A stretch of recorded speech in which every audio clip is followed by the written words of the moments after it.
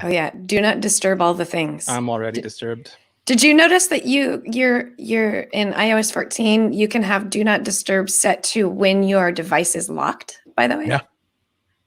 I don't know how that's Georgia, this actually kind of makes me think of what you're talking about of like maybe try turning off all of your notifications and see how it affects your day-to-day life. So actually in that regard, I think that's probably good because my first thought is like, well, if it's while it's locked, you're never going to get a notification. But if you can set that for certain hours of the day, that's actually kind of a good thing. I do it when nobody wants to talk to me. I have to say, I've never gone back after I turned it off, though the first while of doing it, it is that horrible, weird feeling. Yeah, I will say though, Georgia will like call me and say, call me back. And then I'll call her back and she won't look at her phone for 8 hours. Well, I also, you're like, I also will, like flip my phone and we'll just put our watch somewhere and we're just gone. We're just. But she'll actually say, please call me back as soon as you can, and then not be near her phone for 4 hours. I think, Georgia, you need to rephrase your as soon as you can. I think that's your fault. As soon as I'll let you. Yeah. Catch me if you can. She's just trying to see if you will, Renee, not if she has anything to talk to. And she's like, oh, I got 8 missed calls for you. And I'm like, yeah. Because I was worried about you. All right. I'm going to start the intro. Good afternoon. Today is Friday. Sorry, I love the Tim Cook. Good afternoon. Good afternoon. But let me just point out, so I still have the word May in my little notes to remind me of what to say. And like I said, I will read it. And I started to say May when I realized, wait, we're not in May anymore. So there you go. There's evidence that I actually will just read what it says without even realizing it's wrong. It is morning where you are, isn't it? So you could say good morning. I could, but it's not morning for anyone else except me. So, all right, let's try this again. Good afternoon. Today is Friday, June 26th, 2020. And today we are going to recap WWDC 2020 because this is the iMore show.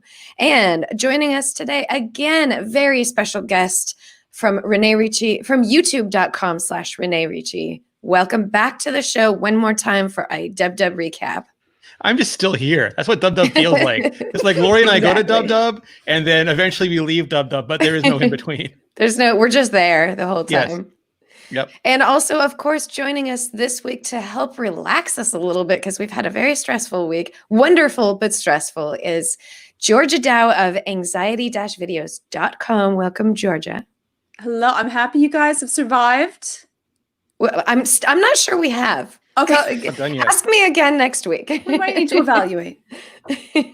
And also joining us from the Stress Corner, Joe Keller, Assistant Managing Editor of iMore, and also Stress Case right now. Actually, I don't know. It's not stressful, right? It's fun. It's that sort of fun part of the year where we're really discovering new features and writing about them. But, it becomes more stressful the closer we get to September, October. Yeah. Gee, I wonder why. Yeah, because we have to actually solidify all of this stuff that we're learning about right now. Right now, we can just be like, ooh, cool. Do you guys still feel that like you're about to wake up and you're like, please no controversy, please no controversy? Oh, yeah. Always. There's so many things to distract us from the fun things of WW right now, too. In that, like, the world is like, oh, yeah, this is happening and this is happening. And we don't get to just be in our like tech bubble for the week, Can I tell you my favorite thing though? Yeah. We're getting recap videos every day from one Serenity Caldwell, formerly from the iMore show. And in one of those videos was Ali Kazmuha, formerly of the iMore show, with a Dodge statue on her little desk, totally trolling the entire developer community. Love it. Love it. Everyone should watch. It's so great to see former iMore cohorts doing what they do best and actually getting a little face recognition for that, for sure. All I need now is an Instagram of Leanna Lofty watching the video of Serenity and Ali, and then that would just be the perfect. trifecta. Yeah, exactly. She'd probably be running at the same time while she watches it. Carpentry. She'll be making a table. It's just so weird. Yeah. All right, so we are going to be talking all about WWDC 2020. There's so much to talk about. It's really difficult to figure out where to start. there was this part of me that just wants to start with the operating system stuff. But first, let's actually talk about the way it went, the way it was presented to us. Rene, you've been watching and attending WWDC for so many years now that you've got the most experience of this. A decade, I think. Wow. Wow. Yeah. So how did it feel to watch everything pre-recorded instead of live, but also remote? So before this started, we weren't sure whether Apple was going to go completely live or completely pre-recorded. It turns out it was completely re-recorded. How did that feel for you? Yeah, I mean, I loved it. So I really missed seeing everybody. Like, there's a difference. Like when me and Lori and everybody are sitting there getting ready to write about it. Like, there's a very different energy. But nobody who's watching it on TV cares or knows that we're sitting there, but beyond hope to even have an internet connection. Yeah. But I really liked it. Like, there were a couple what I'm going to call COVID era presentations before, and they were okay. I mean, like Microsoft did some, and there was a couple other smaller conferences, but Apple just brought, like, in typical Apple fashion, there was just such high production value, like sweeping camera work and really clever transitions and great sound design when, like, the swooshes and the zooms and the bam, bam, bam, bam, like the music in between them, and like making Craig look super tall, and then flying up bird's eye and splashing down, and the circles, like the circle from the pond matched the circle from the I-beam door as they went in, and then they moved you from Johnny Cerrugi to Craig, and everyone was social distant, but it didn't look like social distancing. And they were all spread out around the campus, but instead of it making it look odd, it was like giving us, like, Lori and I have been there, but like most people don't know what the Steve Jobs Theater looks like. They only know the screen, and they don't know that you have to like walk 10 minutes to get there. And the ring is like another 10 minutes after that. And the wellness center where Lori and I went for our watch briefings, like they'll golf course ride you there while Jeff Williams walks faster than you right by. and we get a sense of the space, but nobody else does. And I just thought it was a wonderful way of not only making a more concise, even enjoyable presentation, but also making one that let even more people inside Apple to see that presentation. Yeah. I was thinking when the presentation first started, and just like you're saying, Rene, they kind of walk you from the front entrance through, the pathway up to the Steve Jobs Center, but they also pause in the upper area of the Steve Jobs Center and then take you down the stairs. I was thinking, this is us walking into the theater. Like this is exactly what we do. This is like a first person point of view for everyone to see what those of us in the press world actually get to do. And that's so exciting to kind of like open up the back doors there and let you see, a little bit of that behind the curtain thing without the chaos. It's just this beautiful, pathway to where to go and what to do. And yeah, it was really great. That was and Tim comes out in the smoke machine. Yeah, and the drum work was amazing. I felt like I got vertigo when I was like going down, but it really, like, that the transitions were on point. Like, they were, in some ways, I enjoyed that more. I didn't really enjoy it more than finding out the cool stuff that's going to be happening, but it was up there. I really felt it. They did a great job with making it still dynamic. And they were just there, like it was adorable when Craig like runs to the next spot. So he makes it in time for, like, they made it cute, fun, enjoyable, and exceptionally dynamic, where it could have been kind of stale and boring. And if I think it was a great idea than just having it in one place and they move back and forth. Like, they made it better than what we had planned that they could do. They didn't do the throw the iPhone and punch. Like, that's fine. I'm okay with that. You can steal it next year, Apple.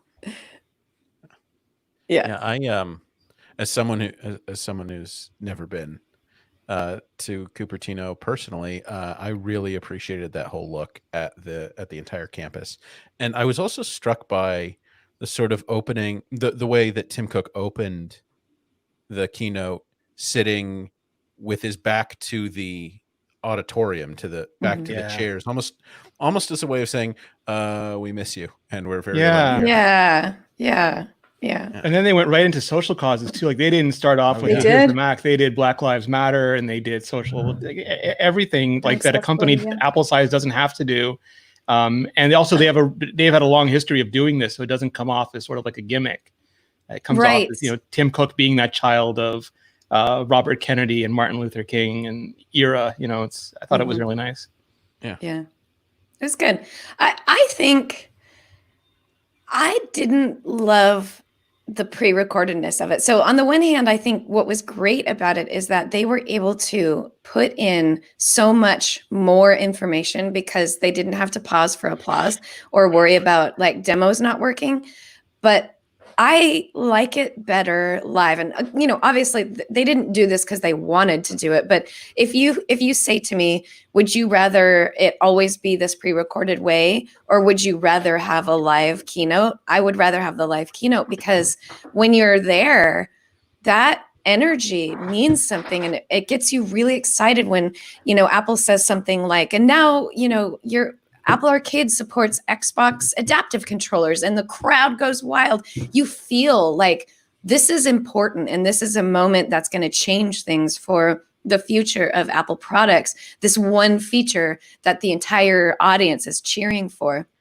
So that is missing from it. That's an element, like a real life element, that I hope doesn't go away, because as much as I loved this pre-production or pre-recorded high production value version of a keynote, I think it misses the human element of it that makes a WWDC keynote so exciting. Yeah, as someone who normally covers this remotely, I kind of have to agree there, Lori. I liked how slick and professional the presentation was, but getting a sense from attendees like what they're excited about in a particular feature. It was, I think, a few years ago where people clapped for, I think some feature in Xcode, and that was really illuminating at the time. I remember. Right, not really knowing for sure what the big deals are from the developer community, and then hearing those cheers come out, then you go, oh, okay, I get it. This doesn't seem like a big deal to me because I'm not a coder, but I can tell that there's a lot of people out there who've been waiting for this to happen for so long. So let's dig in then. Let's start with where to start. Actually, I know exactly. let's start with the announcement for Apple Silicon coming to new Macs. To me, even though there's a lot of amazing new features coming to all of our software updates in the future, I think the biggest future change for a long time coming is the Apple Silicon coming to Macs stuff. So, Joe, let's start with you, because I know that this has been a big deal and it's been a dream of yours for a while, that this happens. So it's happening. What do you think? It's very exciting. I'm very excited. Just because, you know, it's been 15 years since the beginning, at least, of the Intel transition. So, you know, let's go to the future here with our Macs. I think what's really exciting for me and kind of telling about the power of these chips is actually the developer kit. The developer kit is powered by what's essentially a modified version of the A12Z chip, which is in the 2020 iPad Pro. That's what's going in the developer kit for Apple Silicon Macs.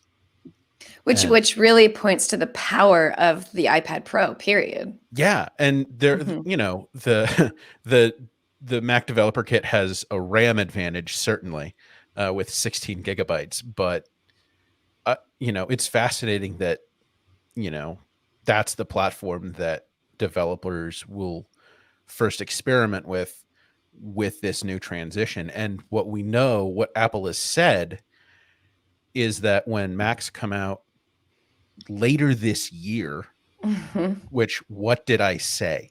Or late this year, they're not going to be running iPad chips. They have custom Mac chips ready to go or in production for later this year, and so I am excited. Rene, what does Apple Silicon in a Mac mean? What does it mean to us? Like, what do I care? Well, there are going to be lots and lots and lots of people who don't care, but to people who know a little bit more about technology, why should we care? What's the big deal for us? So I think there's three reasons to care. One is that, when Apple did the last transition, it was because of performance per watt, and also because of roadmap. They just didn't see a future for PowerPC. And they're essentially saying they don't see a performance or technology future for Intel at this point either. And they've been hamstrung. They've not been able to ship the Macs they wanted to ship. Steve Jobs said that back with PowerPC, and Tim Cook said it now. There's Macs they want to make, they simply can't make with Intel, but they can make it if they get to control those chips. And as much as Intel hasn't been shipping, Apple's been shipping new A-series cores every year on the year. And they said it's 100 times more powerful than it was when they introduced them, which is 10% per year every year, which really good numbers. The other thing is feature sets. When they wanted to make Face ID, their silicon team, software team, and hardware team worked together for 3 years to make that. And they just don't have that ability to do it with Intel. They basically have to take the features Intel gives them. And lately they've been working around that by putting a T2 chip in, which is essentially an A10 chip, just to do things like Touch ID. And Intel's like, sorry, we still can't do H.265. Apple's like, okay, we can. And they're like, sorry, we can't do 5K displays. And Apple's like, okay, we'll make our own timing controller. And that's just a lot of overhead. It's an extra whole chip and engineering and all of that. And they can do, the A chip has done this since the A10 for years. So they get all of that sort of work. They get to make the features that they want to ship. So I think we'll get Mac, like when Georgia goes, where's my damn Face ID Mac, or where's my damn this will let them do that. They'll have no excuse but themselves for getting that stuff out the window.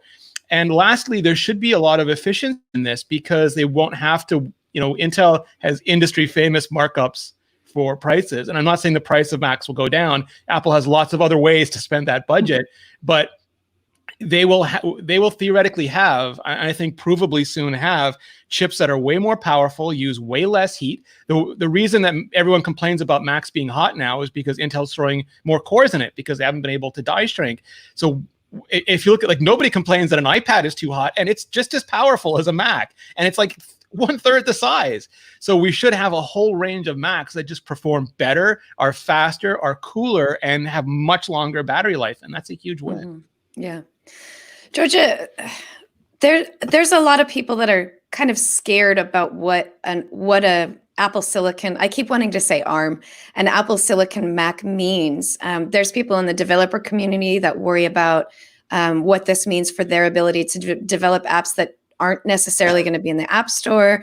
There's everyday people who are worried that, for example, is Apple going to offer the same tiered alternatives for their Mac line instead of just, there's different cores, different graphic cards and things like that you can pick from. Will Apple take that away from us? How do you think that this is working? Like, what's the best way for Apple to kind of ease us into this transition? You're really good at explaining our fear of change, and here's a big change that's coming actually a lot sooner than we thought. Yeah, luckily it's sooner than that. Well, I'm my husband, I'm pretty excited that it's going to be happening. In the end, Apple does a great job of trying to give you the most benefit for the least amount of cost. They want things to work. They want to make it, like, again, it's less stress for them if everyone is happy. And so one is, you want to trust that they're trying to do the best for their product because we are the consumer of their products, right? Like, we're paying good money for their products. Besides my Mac Air's really horrible camera. Oh, please fix that. But they really do try to give us good for the money. And you want to be able to trust that when they make a transition, it is well thought out. Rarely, sometimes it's the case where, you will lose something. Apple will make a choice that maybe we were like, you know what, you really shouldn't have done that. And almost always Apple will listen eventually and try to fix that, such as with the keyboard. So I think that you want to trust that they're going to try to do the best thing and make the transition as easily as possible and not make it kind of constrained so that the developers and the users are going to be unhappy with it. Apple does not want bad press. They want everyone to be happy. If you have questions to it and you can sign up and ask all the questions that you need, and they'll try to make you feel really comfortable with everything that's happening.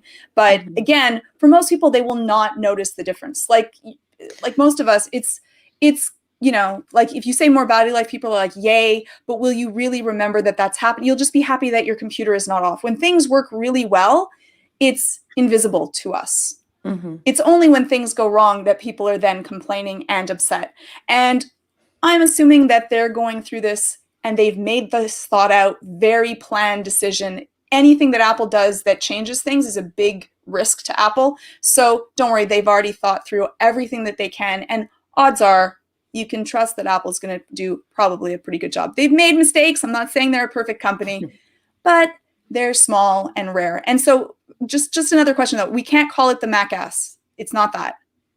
As Mac. No, that would be bad. No, yeah, As Mac. As Mac.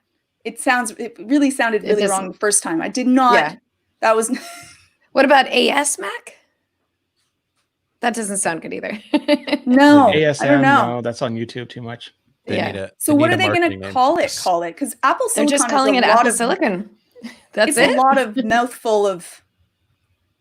Well, what I think they'll do is like they'll start out calling it Apple Silicon Map, and then at some point they're just going to stop calling it anything, and it's just going to be that we're going to have Macs with Apple Silicon or Macs with Intel that you can choose from, and then eventually Apple chip, yeah, and then it'll be just the. Now I want Apple chips. Apple Silicon, Apple chips. Apple chips sounds good. So one of the things I've been writing a lot about the accessibility features that are coming to the different operating systems, and one of the things that struck me is that Apple is using the neural engine from iOS and iPadOS to improve its ability to produce like better descriptive terms and better buttons and labeling for things that developers haven't already done themselves. And it got me thinking about how Apple Silicon on a Mac could incredibly improve accessibility needs, because Apple can use the neural engine that it uses with the A series chips for its mobile devices. That same neural engine information could be transferred over to Mac and used with the Mac operating system to help improve all different kind of accessibility needs. So that was something that kind of popped up for me. I don't think that I can see why people are afraid of what's to come and what Apple's going to take away. But I think what should be thought of is what Apple is going to bring to the future, because they'll be able to have so much more input over what their processor chips are doing in their Macs, just like they do with iOS. And Apple puts accessibility up in its top 3 of important things to do. And this gives them more control over that. So I'm excited to see what kind of major leaps forward computing will have with Apple Silicon and a Mac. So that's a horrible analogy. Yes. No. We have a lot of people. So Apple announced the Apple Silicon for Macs, which is the same silicon that runs the iPhone and the iPad. And they also have a redesign for Mac OS that looks a lot more harmonious with a Mac that can run iOS and iPad apps, which they announced that they're going to be able to do. One of the advantages of going to Mac OS to Apple Silicon is that if the developers are willing, you can just run the iPhone or iPad app right on the Mac. Like Monument Valley, just run it right on your Mac. And that, again, has brought up all this angst about Apple merging iOS and Mac OS, the iPad and the Mac, even though Apple dropped that giant no on the stage last year. And the analogy I come up with is that I think people look at the Mac and look at Apple like components, where Apple looks at them like more holistic products. And what they're doing, they're making, like the silicon is the same. A lot of the operating system architecture is the same. A lot of the interface is the same, but they still see these as products. And the Mac is still a super good business. And I don't think Apple wants to give those billions away unless they're super in decline. So I look at it with that horrible Steve Jobs analogy, where the truck market benefits by having more car-like features, like being super comfortable. And if it's more efficient for Apple to develop common components, and it's easier for us to buy more Apple stuff if they all work similarly. But the truck still has the flatbed, the truck still has the towing capacity.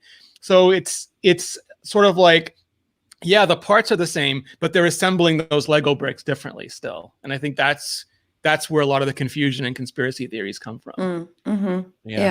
It's like, to grab onto that metaphor, it's, a truck is going to have probably a more powerful engine than my Civic. But it'll still have a gear shift. But they're both still it might even have a back seat. Yeah. But it doesn't mean that it's not it's not a truck anymore. It means it's a truck with a big back seat. It's a comfortable, convenient, familiar truck. Mhm. Yeah. Well, since we're talking about it, let's talk a little bit about macOS Big Sur, macOS 11. Big Sur, Laura, you're took from it to 11. California. Apparently, a lot of people didn't know what Big Sur was. Can you tell us what a California person thinks of Big Sur? It is it's been a while. It's a mountain. It's a mountain area. Like a coastal mountain, right? So it's like all pretty and and if I'm not mistaken, it might be one of the few locations on the West Coast where redwoods meet ocean. There's not a lot of places where that's real, where that happens. So I think Big Sur is one of those areas where redwoods and ocean are side by side together. So there were no lakes in Endor. There were no lakes in Endor. That's true. Weren't there though? Isn't that where? I never saw Wicket go swimming. I just want to point that out. Yeah. Okay. Am I the only one that was like Big Sur and was like, oh man, that's a horrible name? What a misogynistic I'm just gonna say name. it. I was like, that's a thought? horrible name. You're a Canadian who doesn't know California, so you immediately thought they were talking about a dude. It's just, I don't know. Cowabunga. It's Sur with a U. It is. Sur with a U. It still was. Have been better. There were some rumors about the names that it could potentially be, and my pick, not the one I thought it would be, but the one that I liked the most was Mammoth, because macOS Mammoth just sounds good. That just sounds flows so off much the better, tongue. Lori. Yeah. So, there's been quite a few. I didn't like Catalina either. I don't think that's a very great name. But Mammoth would have been like a prehistoric dead animal for their latest software. Might not have gone over well. Well, Mammoth is also a mountain in California. So we don't know your mountains though. So like George is just going to think it's a woolly mammoth. It would have been better than Big Sur. Yeah. It's like, definitely talk about Apple like really personifying being the man and not the male man, but like that company that, this big company, like it gives all of these like, the big bad. I'm like, I don't know. They should have wanted, they should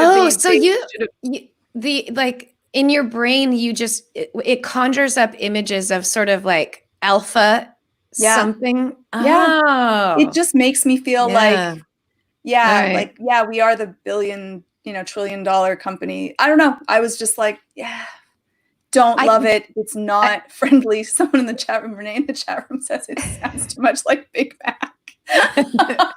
macOS Big Mac. I would have liked that better. Sorry. I diverged. I apologize. I guess because these are names I'm very familiar with just growing up in this state, I never even think about how they sound to other people and what they're like. Why would you call it that? I realize now that without knowing, like not just knowing that it's a landscape name, because you can make those assumptions, but like I know what Big Sur is. I know friends. I have lots of friends that go there every year for vacations and stuff. So I just immediately think about like these, landscapes and things like that. Yeah, which is probably what they thought, right? Like that's the problem though with your company being in one location is that you are inside of the bubble. And so you don't see, one is I think that the time now for that name was like, but you really don't see it from the outside, right? Like you have a company, you're pretty much all in one location. You all, eat the same, food and deal with the same stuff and you have the same cultural feelings, but you don't end up with that, view from everyone else on the outside. And I just cringed when I heard it. I was like, 1 is not now. 2, oh my God. 3, like, are you sure? Like, this is really what you want everyone to be mentioning? I might be the only one. Like, maybe I am the only one that thought that way. You can just let me know. But I was like, geez. Yeah, no, I think even if the imagery conjured up might be different than what you said, I think that's true, is that without knowing what we're talking about, people will just have their own images in their head of what they think something is until you find out later on that day, because somebody's going to be like, well, Big Sur, blah, blah, blah, Catalina, this island. So Big Sur, like, nobody knew what Yosemite was either. Pardon me? Nobody knew what Yosemite was either. But the difference though is that it doesn't conjure. Wait. You are making a joke about mispronouncing. Yeah, people were calling it. Yosemite Okay, good, Yosemite. okay. Like nobody knew. Okay, good. And El Captain, they're like, what? Why is it? What But is? the I don't difference like. is Nobody unknowing knows. it is one thing. Like having a name that no one knows. Having a name that conjures up a Like El large, Capitan.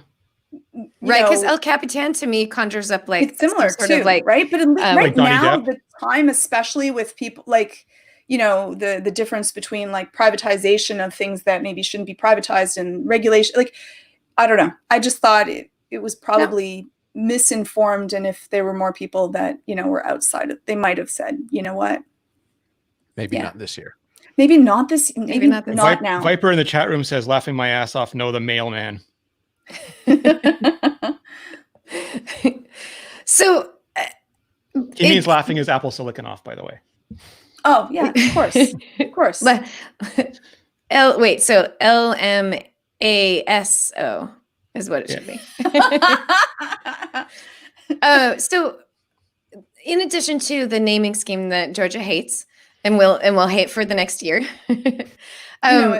they pushed it to 11, which is a really big deal. That, I mean, even though it was macOS 10 with an X, or I'm sorry, it was OS 10 with an X. We've been calling the Mac software a 10 for as long as I've known what a Mac was. It was 10.1, and then people were like, oh, they're gonna have to change it because you can't go past 10.9, and Apple's like, suckers, 10.10.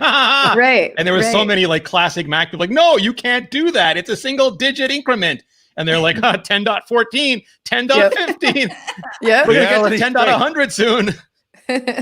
And then they So my thing is that, and they pointed this out on the talk show, it's like macOS is now 11 and iOS is 14, and macOS has been out so much. Is it lying about its age? Yes, it's pretending that it's younger than it really is. But I'm glad they didn't just jump all the way to 14, because I think the point, like when I see going from 10.15 to 11, what I think is this is a big change. This operating system is completely different than anything that you've ever seen before. We did not make small design changes. We made huge design changes. And if they would have jumped to 14, to me, that just kind of, that marketing wise, that just sounds like, well, we just wanted to catch up with everything else. But 11 to me is like, no. This is big, and it's staying at 11 until we do another huge major design change. So we're going to see 11.1, 11.2, maybe even all the way till 11.15 before we see Apple turn it to another number. So I think it was a good idea to just go to 11 and not jump all the way to 14. Why have both, though? I mean, if you're going to have the names, why have both? It could just be Big Sur.2, Big Sur.3. Yeah, I think the naming scheme is something they do just for fun because we love that. They could just take out trolling Georgia. Exactly. We love to hear stories of the crack marketing team. Yes, and their drug fueled minibus. Yeah, exactly. Let's talk about some of the features in macOS then.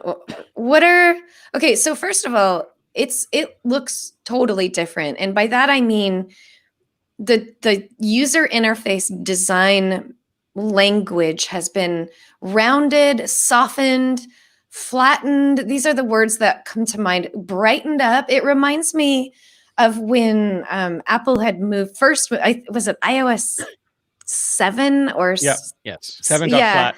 Thank you. Where it it's a notable change, but at the same time, it's not scary different. It's just like visually different, but doesn't like take you away from your ability to continue your workflow. Can I say the most amazing thing about it is like it was such a Rorschach into the personalities and desires of everybody that I know, because immediately on Twitter, some people said, oh, the new spacing means touchscreen Macs. Like it's spaced better. That means more finger friendly. And then other people are like, oh, this is because Apple glasses are coming and you get rid of sharp points because you don't want sharp points in AR or VR. And then other people are like, oh, it looks like the iPad, and that means the Mac is turning into the iPad. They're merging. And other people are like, I hate all of this. I just want my Mac back. Get off my lawn. Bring back the pinstripes. Yeah. The Aqua. Yeah. And well, so, Laura, you say not in a scary way, but have you seen that messages icon? That's a little Oh, little right. frightening. Oh, it's and green. the FaceTime. It's Well, green. But it's it's like so green. shadowed and embossed. It's Yeah. green in 3D, like the Yes. in a way that And the speech battery bubbles never icon. are. So I just read a little tiny thing on Reddit. I'll try to add it to the show notes because I don't actually remember what it is right now, but I'll look it up and I'll put it in the show notes. But it's a designer, a graphic designer this is called neomorphism. And this apparently is a graphic scheme that it's contentious amongst graphic designers, specifically because of the problems that arise from the I'm gonna get in attempted so much trouble in a three-dimensional look.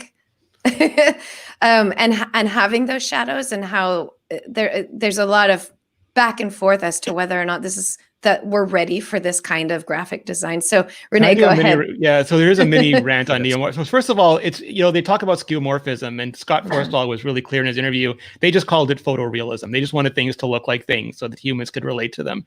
Neomorphism resulted, this is my opinion, people are going to hate my opinion. That's fine. Neomorphism resulted from people being bored of flat looks. Back in the days of Windows Phone, it was so different than the rich, often overboard textures of iOS, like green felt and wooden shelves and stitched leather, that it was really a nice change. But it's been a decade of flat, digitally authentic textures now, and people are aching for something new. So I'm going to call it onanistic, and I'm going to stand by that. It's very self-designer masturbatory, frankly. They decided to take flat textures and shine lights on them to suggest depth. And it's really bad for accessibility. It is super bad. It is almost illegible to accessibility. And some people are saying, well, we can work with it. But I'm like, the base principle is just so bad for accessibility. My personal preference, like some of what they're doing in macOS right now is completely overboard. Like there's icons that are still flat, and then there's what Joe was saying, that FaceTime and messages icon, which looks like it's about to smack you in the face. And like let's first make them consistent, but also find somewhere in between. And you can have rich texture and depth and affordance and all of these things without being a jerk about it. And you can keep things flat that should be flat without being pretentious about it. And I think that's before you want to put like all your morphisms together, design community, I think go back to the opposite side. Like design is how it works. Like don't make a design and then try to reverse engineer functionality into it. Figure out better ways to make stuff accessible and usable, and then that should be your design. And rant. Renee, I'm gonna just grab your hand here, and we're gonna Thelma and Louise off this particular cliff together on that. Nice. I'm so with you on that. Just what you're bored. Go outside. Yeah. I mean, not around people. Just like step out your front door for a little bit and get some sun on your face. You're bored, and that's what this is. And this isn't neomorphism. Like the Mac stuff isn't like this is people desperate for neomorphism latching on to what Apple's doing here. Yeah. So, but isn't that like Apple doesn't need graphic designers if they're not out there trying to like figure out how to make things new and interesting looking. And Renee, on the one hand, I completely agree with you that making things accessible is the number one priority. They shouldn't be making changes because just because. They should make sure that when they're making changes that they are accessibility friendly. But if they made, if iOS 13 looks as good as it's going to get, they don't need any more graphic designers. No, I agree with you. Like one of the things that I'm angriest about is like they've made all the icons in macOS look like the iOS icons. Why? Like the watch gets circular icons, Apple TV gets the rounded rects. Why does the Mac have to have these stupid super ellipses? I'm like that's fine on the iPhone, but let the Mac have its own identity. And it doesn't have to be the rectangles on an angle, but like the Mac has a rich history of abstract shapes. Let the Mac be the Mac. So at the same time, like don't make things boring. Like don't go out of your way to be like clever about it. Be functional about it, and don't make consistency into a club that you beat us all into boredom over or ennui over. I'll tell you the one that gets me, the icon that gets me isn't actually messages. It's App Store, because it's gone from looking like 3 popsicle sticks on top of one another to looking like 3 bones to me. Now that it used to be a pencil, right? Like it used to be actual tools that implied what it was. It's like, now it's meaningless. Yeah, it was like a ruler, a paintbrush, and a pencil. Yeah. All stacked, and now it looks kind of like bones, and so it's a pirate store. It's a pirate app store. The thing that really bothers me is that when you're working with people that have either like memory issues or, you know, anxiety towards change or like difficulty in navigating things, and you change things that suddenly look different, they've disappeared to people that took a long time to be able to be comfortable. So when I would work with my mom to try to get her comfortable with using her computer, a small change like that wiped her out. That was it. So you had the choice of, you know, which I often do, is not updating, not changing over, not having anything. Which I do, and sometimes it works for me and sometimes it doesn't. But it becomes this difficult thing that they've changed. Sometimes it makes sense, and sometimes now you've just made things so much more difficult when, you know, people might have worked very hard to be comfortable with an icon. And I understand when you're, you know, dealing with design, that is fun to do and you want to be able to do it to make it better. But it's also that it suddenly can become inaccessible to people that it was accessible to. And I don't think that that's often thought about. Mm-hmm. Yeah, agree. And I actually like Also, I'm a glad lot you of have the- growth in your update strategy. I actually like a lot of what they've done in the design, just because I like iOS in general, and a lot of this kind of it kind of unifies the design language across a lot of the platform. Can I answer Gavin in the chat quickly? He's saying he's wiping and rescintillating. I think he means reinstalling, although rescintillating is so much a better word. Catalina on 38 MacBooks, and he wants better options to reinstall Macs. Good news, bad news is that one of the things that Apple can do with Apple Silicon that they can't do with Intel is they're going to have a whole new restore, like a whole new boot up process, a whole new startup process, and a whole new restore process. You no longer have to remember strange keys to hold down at the right time. They'll have like a menu that comes up and says, do you want safe mode? Do you want? And even if you blow out like your install, they'll have a whole hidden install compartment where you can go back and reinstall macOS and reinstall the restore partition. So all of that's going to get way better, and the configurator stuff's all still going to work. So there's a ton of extra features you're going to get like right away with Apple Silicon. Mm-hmm. Yeah, that's going to be such a nice option. I literally last night was having to conjure up my memory of how to access internet recovery. Yeah. Trying to remember what the shortcut keys. I ended up having to look it up on the internet because I couldn't remember it. I know Command R gives me recovery mode, but there's 3 different recovery mode options. And what are the keyboard shortcuts for those? And now it's just a menu. It shows you. Yeah. Choose the one you want.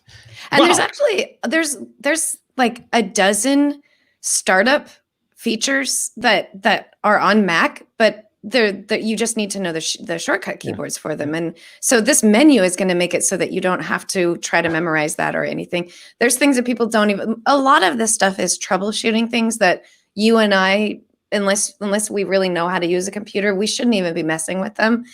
They're usually there for an Apple support team to be able to, fix that way. But at the same time, when you get to that point where you feel comfortable enough to try these things out yourself, it's impossible to even know what you can do on the startup menu, let alone find it and remember the.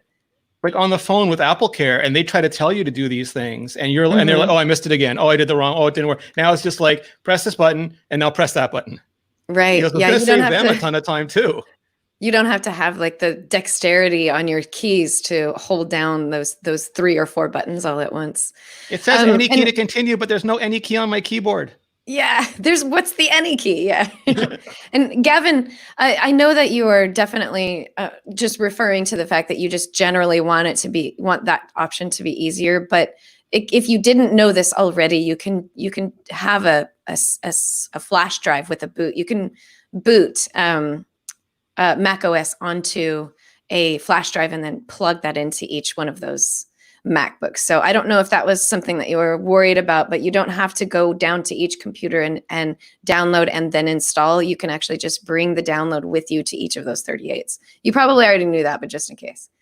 What about message effects on macOS? With lasers. Yeah. It's I so love that Lori fun. can send me her Memoji on the Mac now. I get way more Lori Memoji this way. Let it die already. Oh, please. You like my COVID hair. That was I changed my Memoji to have very COVID hair. cute.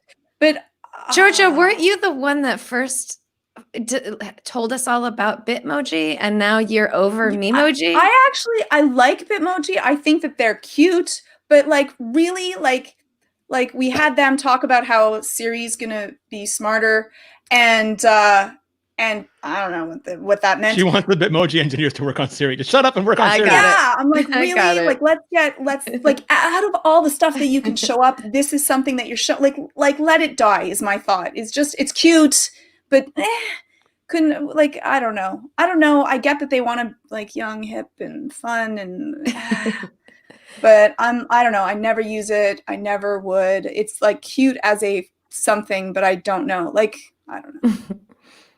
Like, you know, if it's moving towards AR, I'm like, okay, great. That's fine. I'm happy. Yeah. I'm telling you, AR FaceTime calls with the emoji in front of you while you're wearing Apple glasses. Wow. That's where we're going. Yeah, that wouldn't be a surprise to find out that's coming in a year or two for sure.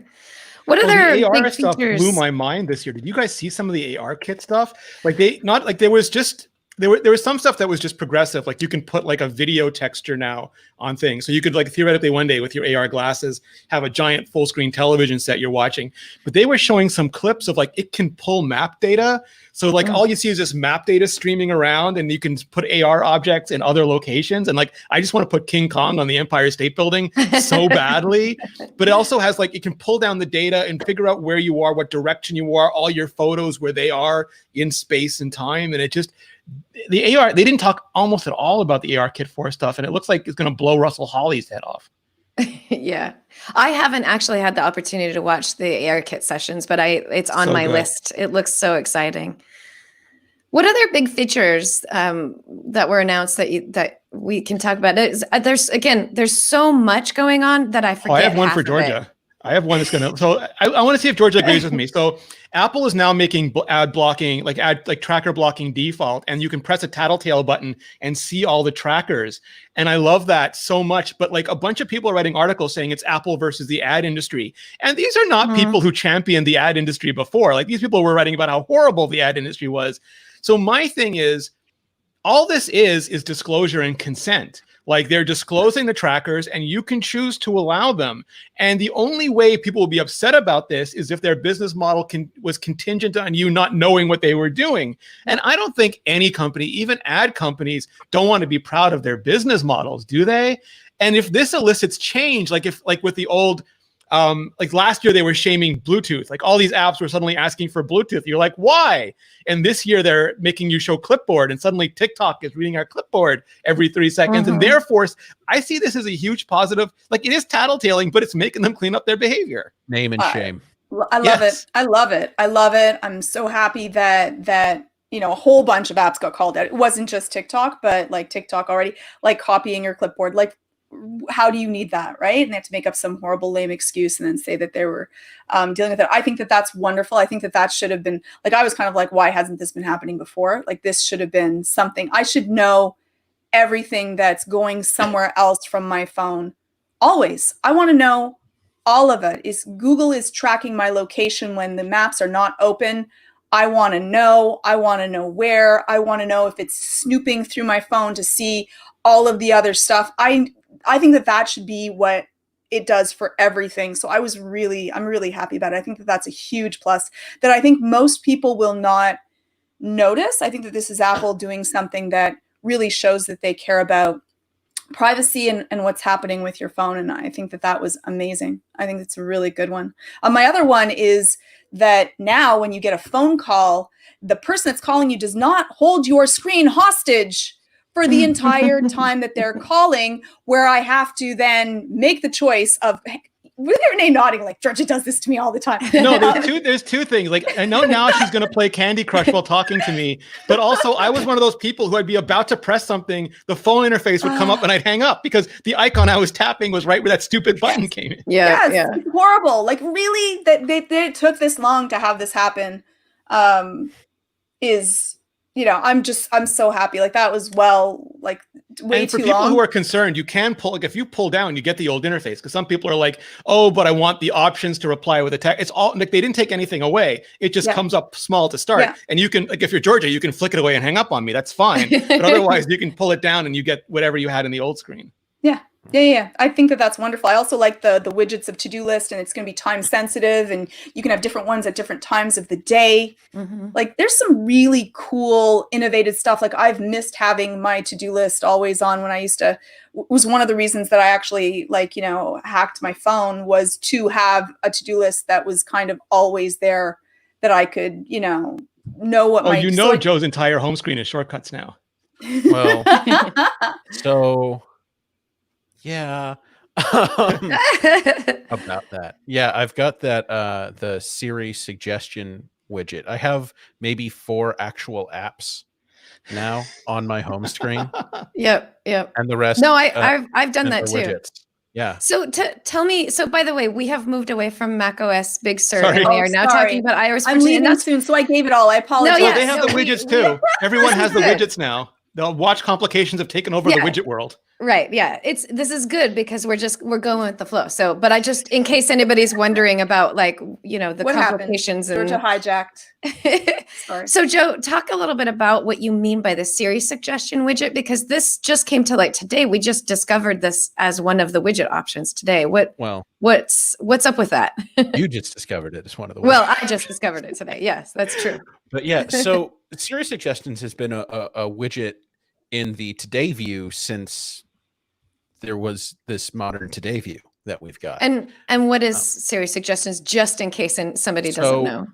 What Siri suggestions is well, I mean, it's now 2 rows of 8, but it's a suggestion of apps that Siri, which isn't just the voice assistant, it's also what Apple calls the onboard intelligence on your device.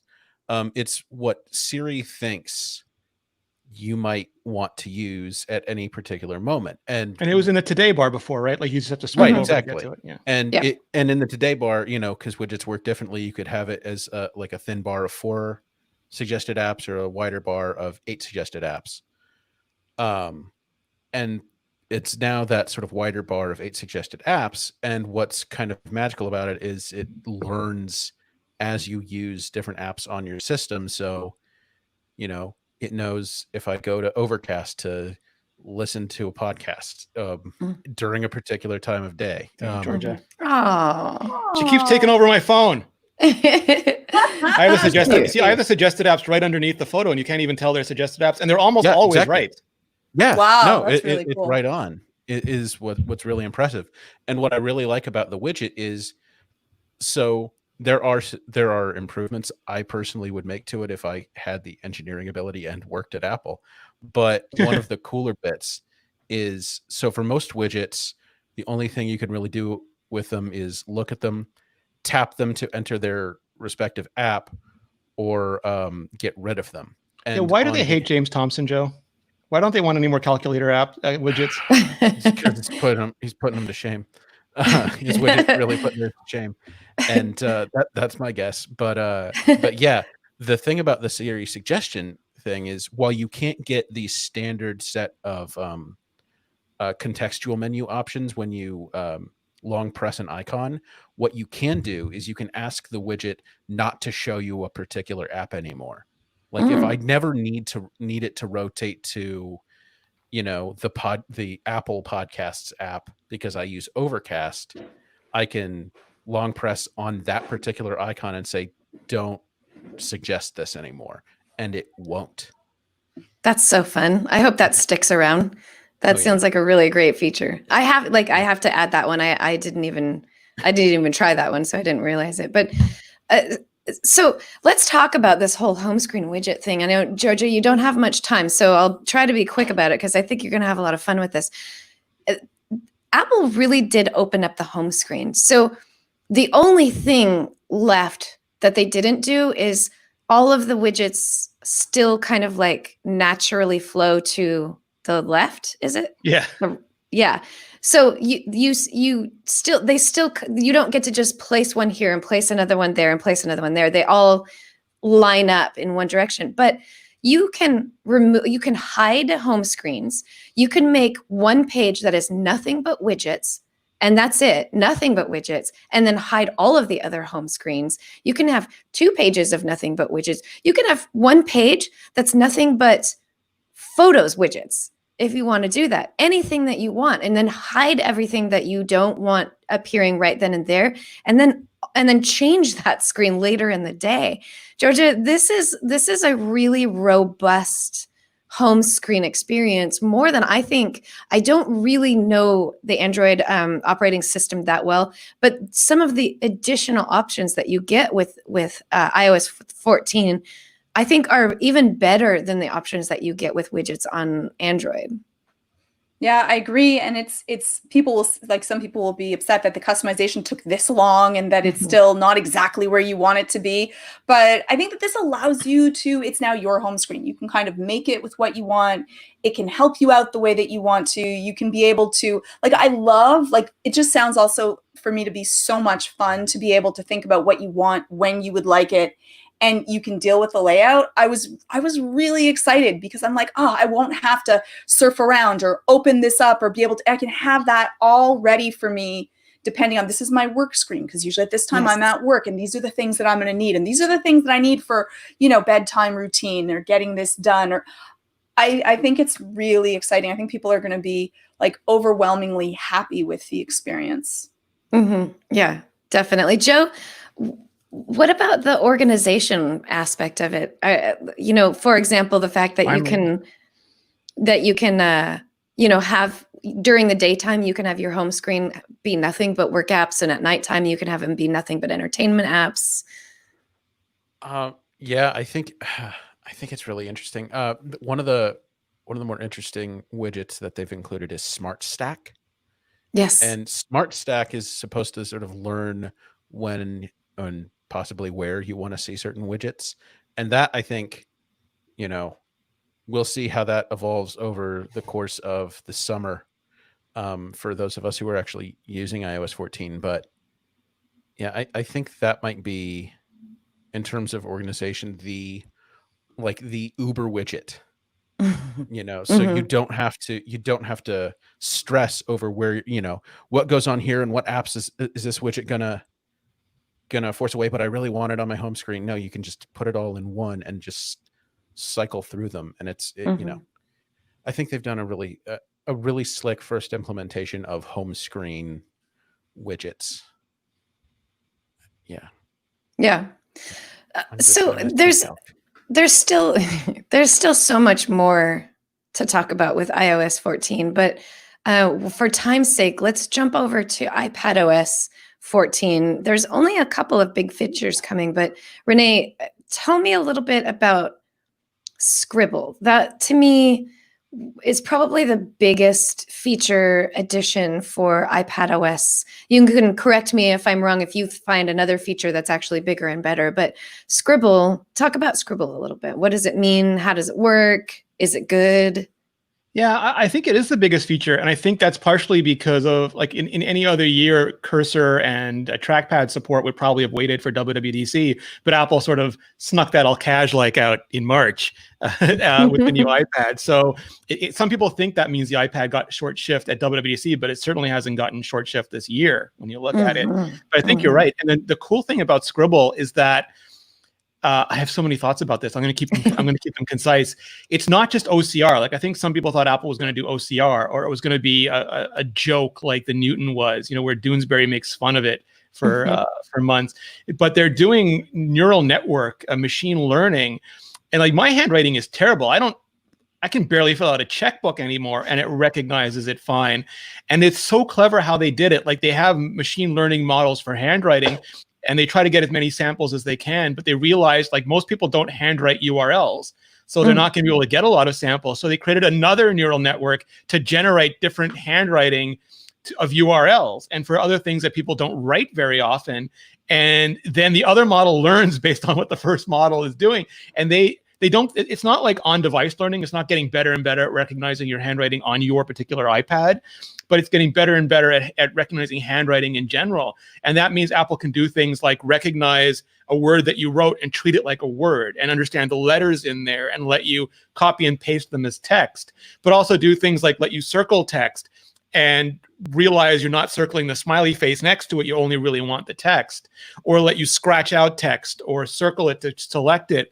And it's all, it makes the pencil, like Apple had this mission for the last couple of years of making every input method a first-class citizen. Like you should be able to have full access with touchscreen, full access with the keyboard, full access with the pencil. And this delivers on that promise for the pencil. Like you can, it's not always ideal. It's not always like even preferred, but you can use your iPad almost exclusively with the pencil if that's what you want to do now. And I think that's terrific.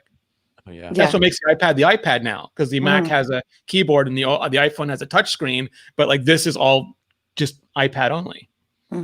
Yeah, it's Scribble. I've played around with Scribble myself, and it's been seriously impressive. Just data detectors on handwritten text in notes alone is just, I mean, that's amazing.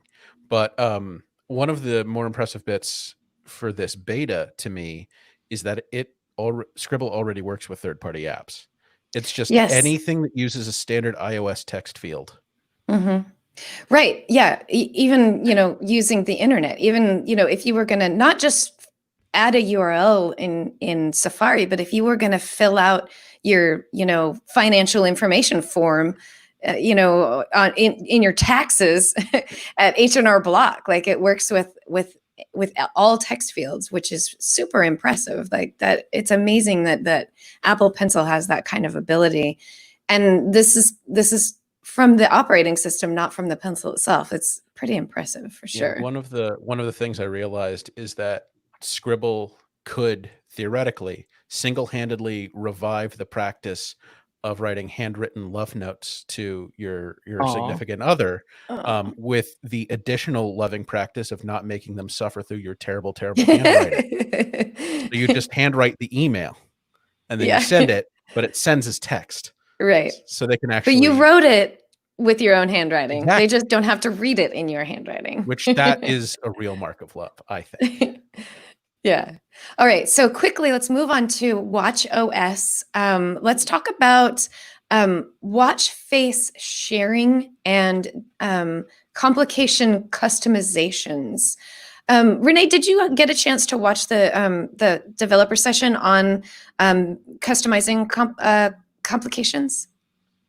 I don't think so. I watched Not one yet. of the complications, but I don't think it was that one. Okay. So give me a quick description, Rene, give me a quick description of what customized complications are. So can I preface this by saying that the ability to share watch faces, which is part and parcel with the complication overhaul, is one of my favorite new features. Like if Lori makes a super mega dope watch face from like movies or for travel, she can go like on her iPhone, she can pick my contact, or on her Apple Watch, she can pick my contact. And in a second, we can pause and discuss the ramifications of no more force press on the Apple Watch if we want to. But she can long press and send that to me. And it will translate it if you have a Series 3 or a Series 4 and the sizes are different, or if I don't have the same apps, it'll prompt me to download them, that sort of thing. But I can just get that watch face. And if I make an awesome watch face, I can go, Joe, you're going to love this. You're going to totally love this watch face about why we're angry about neomorphism. And I can just like send it to him. And and part of that is that apps can now have multiple complications. So like if you want to have a completely fantastical watch face, or a completely, like if you want Carrot Weather to dominate your universe in the most sardonic way popular, they can totally do that. And those complications can be really focused on one thing, like one stock you follow, or many things, like give you an overview of the market, and you can go between them and choose them. And I think that, like, it's not custom watch faces or a watch face store, but those two things combined just make me really excited about watch faces this year.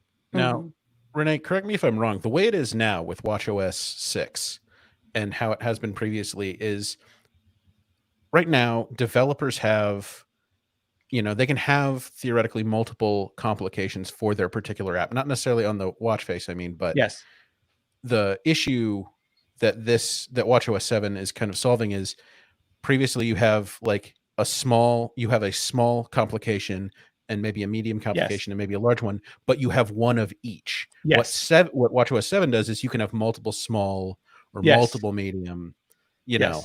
You can have total watch domination. Yeah, and that's what we saw. Like the one that from the keynote that really sticks out to me is the Nike face. There were multiple like small circular complications. Yeah, and it was all of the complications were from Nike. Yeah. It's Again, it's not a watch face store or a personal, watch face builds or anything like that. But it's definitely, it makes, so the customizable complications make it so that you can better hone in on your perfect watch face. And then the watch face sharing, frankly, it's just going to make us want to make watch faces and share them with each other. The idea of just, oh, my best friend just started getting into fitness, so I'm going to build a fitness watch face based on my fitness activities, and then send that to her, and then she can, oh, look, I've already got all these complications that are going to be perfect for my new, fitness program that I just started. Like that stuff is great to be able to kind of share that with other people and let them join in on the same kind of things you do. My friends all the time ask me, which watch face is that? What complication is that? So just, oh, here, let me send it to you. Done. Where's my sick burn watch face, Lori? It'll come. That actually reminds me, Renee and Joe, both of you have installed, or that you've both updated to the developer beta of watchOS, right? I have not. I'm waiting. No, you haven't, but Renee, you have. Do you know, and have you had the opportunity to try this with somebody? If I use one of my own personal photos as the background, do you know whether or not that's a watch face you can share? No, you'll get the photo face and whatever you've done with it, which is very little. I mean, I'm so angry you still don't have rich complication support on the photo face. But I believe if you've put a filter on it, like one of the new color filters, that'll come through. So if it's like, if you made the photo yellow, my photo will show up yellow. And also for people who are asking, if you have an Hermes or a Nike watch and you try to send me the face, that don't work. You don't magically get the face. Oh, but those ones are so cool and special. I know. So expensive. Yeah. So then for photos, it shows up as like a blank background or an add photo background. I think it shows your latest photo. Or your latest photo. Whatever would show up in your photo app, photo face, if you added it. I do hope that Apple adds the ability to, when you're sharing a photo like that with somebody, it's similar to just sending a photo in messages, it becomes something that they could install into their Apple Watch. I think that would be pretty cool if we could share. Like, I could send a picture of my nephew as a photo, as a background face to my mom. I think that being able to do that would be fun. So hopefully that'll be something we get to see in the future. Those are the big ones. There's more. So hand washing detection, which it seems a little of its time right now in the moment, but it's also going to be a really great way just for all time in the future to remind all of us how to wash our hands and, teach the young ones the importance of washing for 20 seconds. The little petri dishes on legs. Yeah. So it's not that it's, and what I say by of its time is like, it's because we're all kind of thinking about how often we need to wash our hands and for how long. But I want masks too. I want mask reminders when I leave. And if I hold up the camera to my face, it just say, dude, you're not wearing a mask. That's not cool. Yeah, that's great. Just a notification. Actually, you could probably create that notification. Joe could. Yeah, as a Siri shortcut of remind me to wear a mask whenever I leave my house, and you just geolocate it.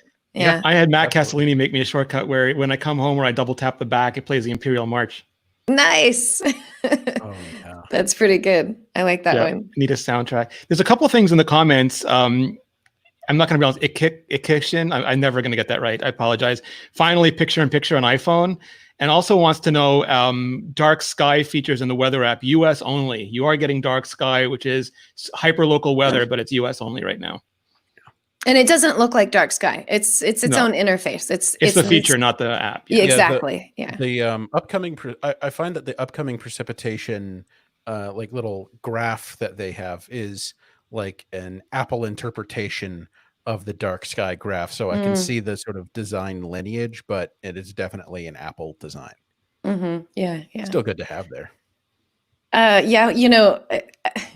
a Californian, I just don't care that much about weather because it's always kind of good for us. So. Well, you're talking to someone that lives in either a boiling pot of water or a frozen wasteland. Yeah. Yeah. depending on the Yeah. time of year. Yeah. Like the big thing for me is like air quality index. That's what I'm always looking for. Lori has French fries in her burritos, but no clouds in her sky. Exactly. And that's steak and French fries in my burritos, by the way. Okay. So one last thing to jump on really quickly, and this one is a quick one, is tvOS, which Yeah.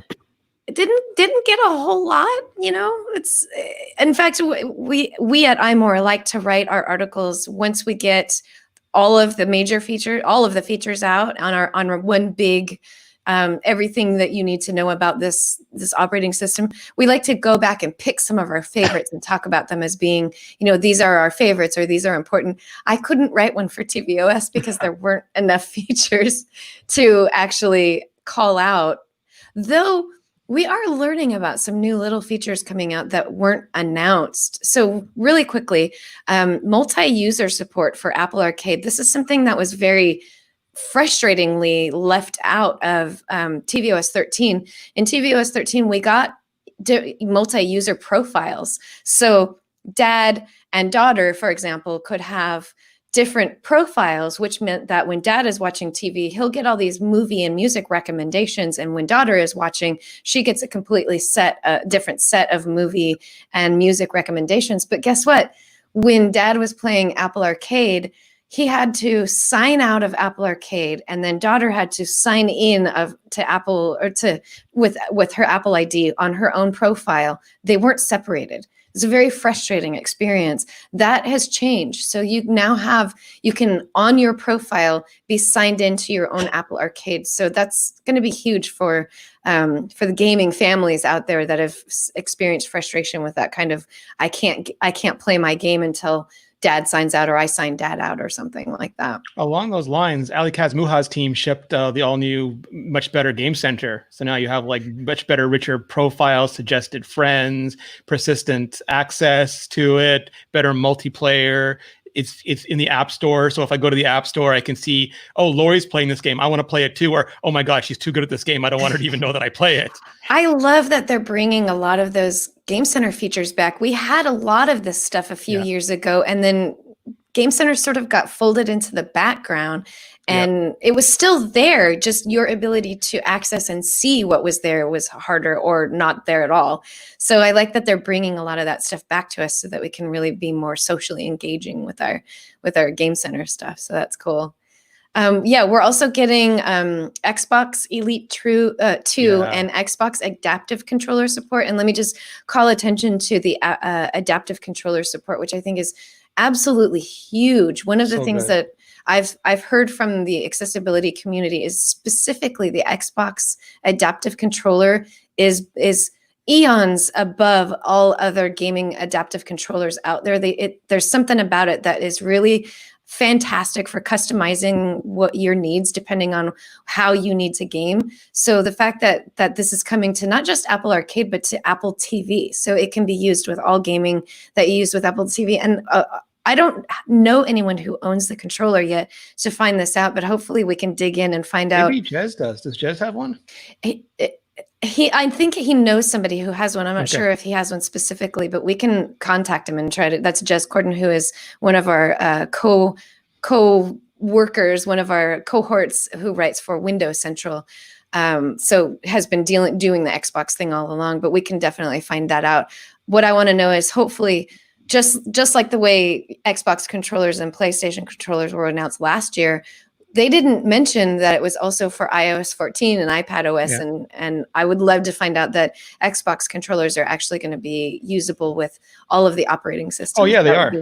Oh, there you go. Yep. You've already got the answer. Yep. Great. Excellent. So not just Apple TV, but iOS. So on your iPhone, on your iPad, on your Apple TV, do you know on your Mac? I believe it's one framework. They've just increased the size of the framework. I can double check, but I believe once they add it, it's added for everything, which is, again, one of the benefits of these being consistent platforms now. Yeah, yes, that's exactly. wonderful. Yeah. Still no Nintendo controllers though, but I'm imagining that's like a whole negotiation of very, full of themselves company things. Right. Yeah. All right. So, I mean, those are the biggest things. We're definitely way past our hour, and there's going to be a lot more to talk about. But, the public beta or the public operating system isn't due out this fall. So let me just say, even though we're talking about all our things that we're excited about, do not install the developer beta on any of your device if you're not a developer. And if you're still going to do that anyway, do not install it on any of your main drivers. The risk is just high enough that you shouldn't do it, because you might not have a working phone if you do that. And it doesn't matter that the current iteration is very stable and reliable. The next iteration may break. So don't do it unless you're a developer. And if you're still going to do it anyway, don't do it on your main driver. And then don't badmouth developers if you do it and their apps don't work. And absolutely don't put it on your main device. Absolutely don't do that. Well, I mean, last year I put the Mac. Lori also remembers that I put the macOS beta on, and then I think it was beta 4, beta 5 Final Cut stopped launching. And I was like, no. And now I have Why to have you forsaken me? uninstall and go back. Yeah. Well, you're smart. You put it on a second partition, right? Well, you know what? Actually, I am not that smart, because guess what? Something that I did not know, but it is actually in the note and the developer notes, but it's not up front. When you put macOS on a separate volume in your on your drive, the install actually attaches itself to your main drive too. So right now, on my main volume, it's trying to get me to update to macOS Big Sur. That's an important note. Yeah, I do wish that it was upfront, because I think at this point I'm trying so it didn't with macOS recovery and just reinstalling Catalina. That didn't erase it from the update path, but the next thing I'm going to do is try to use Internet Recovery and then try to reinstall an earlier version of macOS, because right now all I'm trying to do is get rid of that request to update to Big Sur on my main drive. So unfortunately, I didn't read that in the notes because I was super excited about it. I thought, all right, I'm going to do the right thing and I'm going to put a separate drive, and then it won't affect anything. And now it's affected things. But the only thing that it's affecting is that between now and the public launch, I can't do any updates. So if macOS Catalina gets any updates between now and then, I can't update to it. So it's not, the end of the world. It's just this, I'd rather not have that pathway set for me. I had to turn off automatic updates because I didn't want my main drive to suddenly accidentally update to Big Sur. So if anybody's out there, I'm still working on trying to figure out the best way to use or, to install Big Sur without affecting your main drive. But it looks like at the moment, there's no possible way to do it. So if you haven't done it, don't do it just yet. And we'll see how it goes. I'll keep everybody posted on that one. All right. So there's going to be more to talk about for the months to come. And Rene, once again, we didn't get to have all of the, the beard bash and, talk show live together and all the things that we usually get to do. We didn't get that, but you can spin up a hangout later and we'll all get drank. Yeah, we all need to just, have our own little wind down celebration for sure. I still feel like we still had a lot of fun and just had lots of exciting things that we got to see and do and talk about. So if anybody wants to find out your opinion about how things went with WWDC or what you think of the future features that are coming, they can find you at youtube.com/Rene Ritchie, where you will be making amazing videos talking all about that stuff. And where else can they find you on the internet if they want to chat you up? I'm either super consistent or super boring. So it's like Rene Ritchie everywhere. And I've been doing a video a day, which is like one of the advantages because like Lori knows, we were so busy during the conference. It's hard to actually get our jobs done. And because we're home now, I've been able to do a long video every day. So I'm super happy and super tired about that. Yeah, and your internet is probably better, though. I think you were also having some problems with that too. And Joe, if anybody wants to get in touch with you on the interwebs, how can they get in touch with you? Well, they can on your social medias. I love that. You like this. You can find me on Twitter at jkeller87. That's JKELLER87. And I'm always writing at iMore. Always written at iMore, and you've got lots of great things coming out. And if you want to get in touch with me on the internets, my social means, you can find me at Twitter. That's at Appaholic, APPAHOLIK. You can find me at Lori Gill at most of the other social things. If Georgia Dow were here, she had to pop out a little bit early because we talked and talked and talked too long. She got mad at us and left. Or maybe she had something important to do and she told us ahead of time and we still didn't end on time. You can find her at Georgia_Dow on Twitter, but you might get a better opportunity to chat with her if you email her at GeorgiaDow@Westmount. Is it, Rene, do you remember, is it GeorgiaDow@WestmountTherapy.com or is it Georgia? Georgia@WestmountTherapy.com. And you can also go watch some wonderful anxiety videos at anxiety-videos.com.